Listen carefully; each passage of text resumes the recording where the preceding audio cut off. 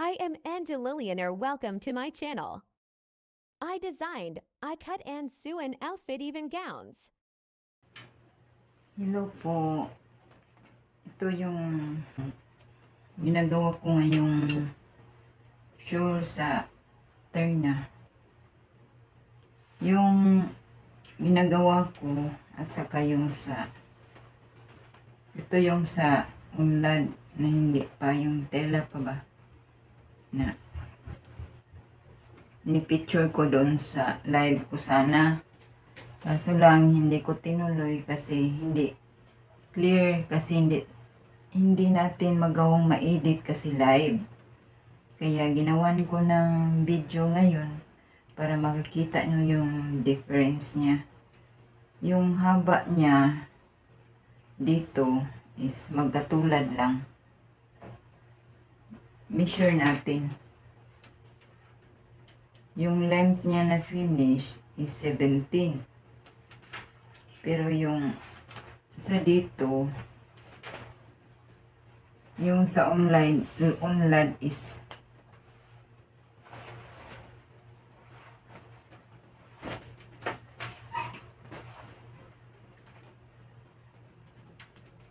yung sa unlad ay ano lang 43. Yung ginawa ko medyo mahaba siya konti, 46.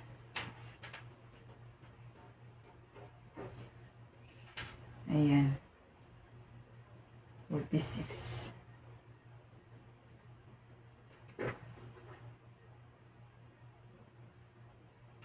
Nga to, mas humaba konti. Tapos yung design niya sa gilid may pa-cord siya. Pero meron naman akong natahi din sa unlad na yung dito is katulad lang ng shape dito sa ano. Ito iba yung style niya. Yung maliit lang dito sa may bandang harapan ng alampay. Ayan.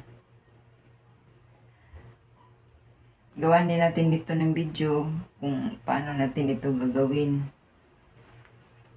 Ito, katulad ng dati nating binagawa, measure tayo ng, ito mas maliit ito kaysa ng isa.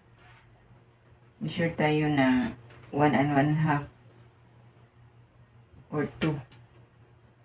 Kasi maliit lang ito kaysa ng una kong ginawa. Maliit yung haba dito banda.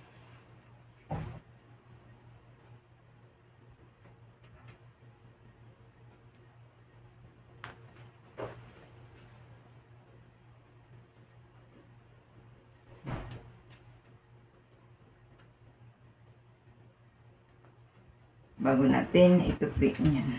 Ganyan. Tapos ganyan.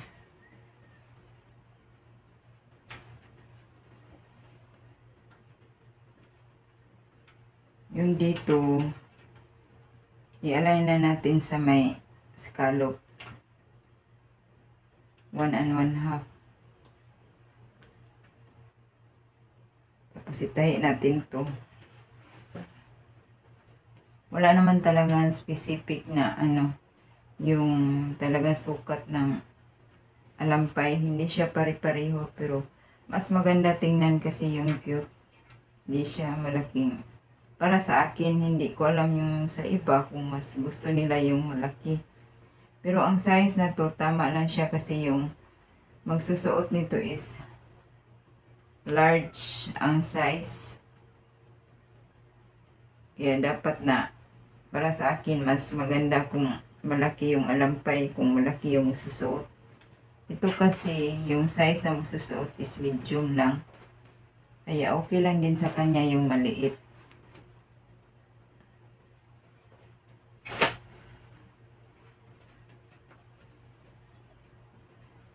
Ito, pagkatapos natin itong itupi, itahin na natin ito.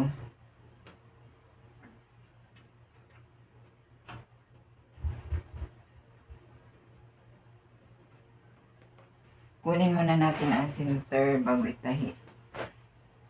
Para mag-balance yung bawat sides. Pinaka-center niya ito.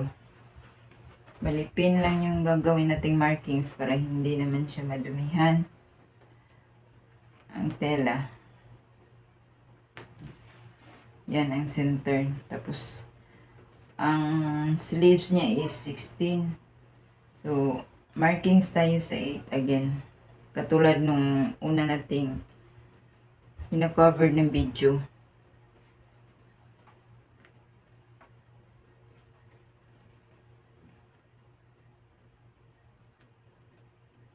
Kailangan i-balance natin bawat sides para hindi siya magtabingi kapag sinusuot na.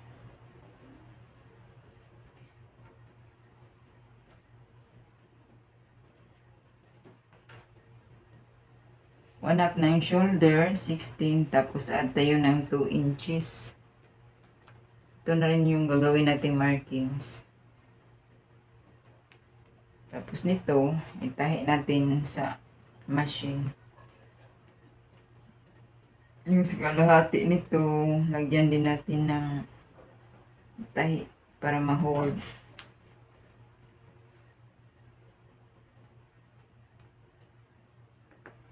Itong pin, siya na rin yung ginagawa kong markings. Kabila naman is 8. Bago ko siya dalhin sa machine, yan, nilalagyan ko muna siya ng markings para doon diretso na tayo ng pagtatahi.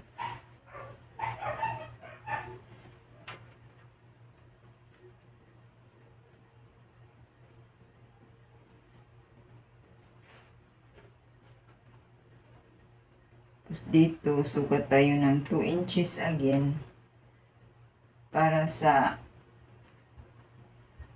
magic tape. Dito rin, lagyan natin ng center na tahi. Pang-lock.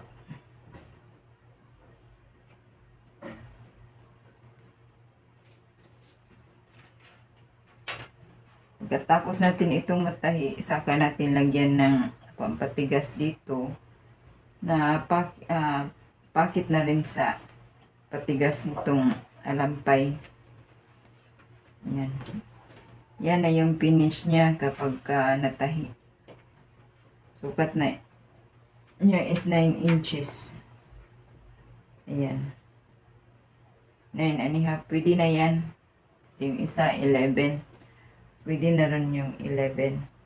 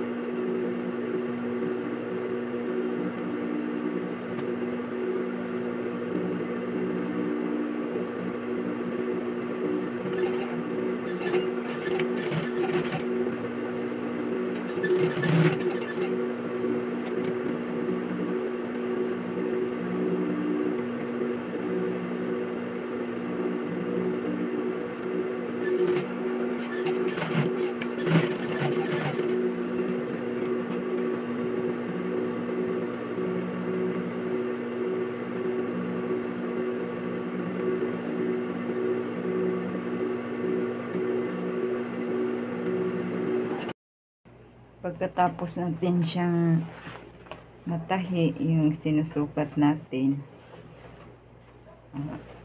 gumawa tayo ng pocket.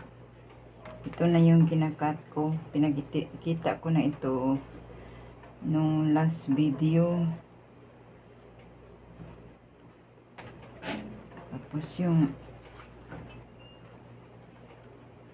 so may fold lang. Dito lang siya banda dapat.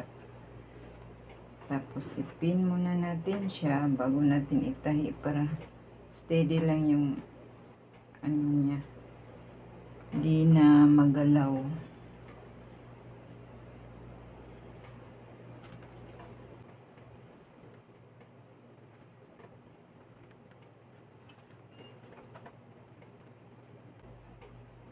Gumagawa tayo ng packet sa alampay.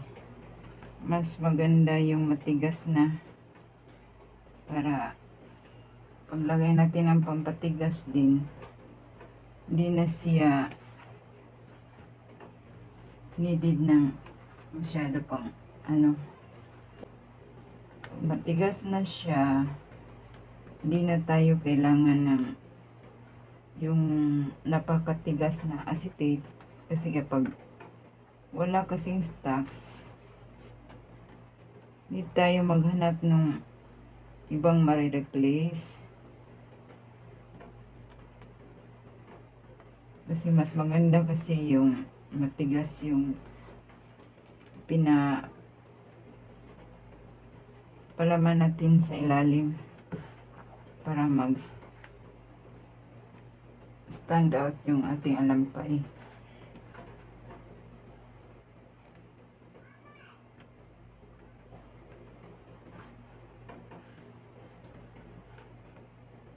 Ni-level ko lang siya sa scallop. Itong mga ano, yung mga markings natin, madali yung makukuha kung sabunan nyo, sasabunan nyo ng bath soap. Kasi yung ordinaryong sabon, hindi matatanggal agad yan.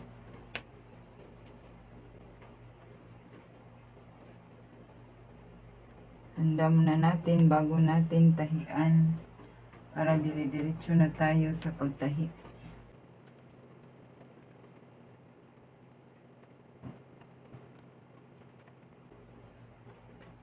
Dapat yung crinolin nyo na makapal, hindi siya fuse. Itong nabili ko is fuse. Langan kapag nagplansya kayo yung pampatigas or lagyan nyo ng ano sa ilalim para hindi siya sarili sa plancha, hindi siya didikit dito sa ilalim.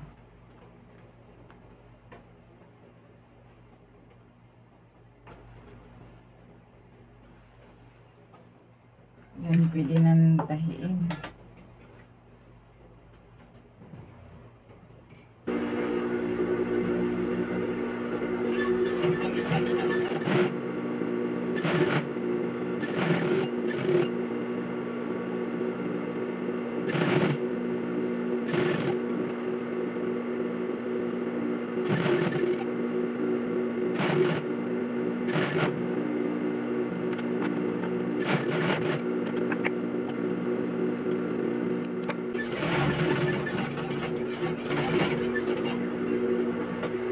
Tapos mag-cut na lang tayo ng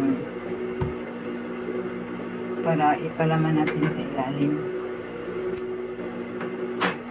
Hold man yan siya.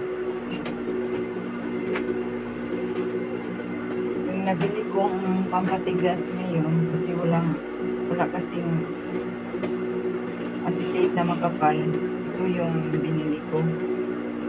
Styrene ang tawag nito. Matigas din siya.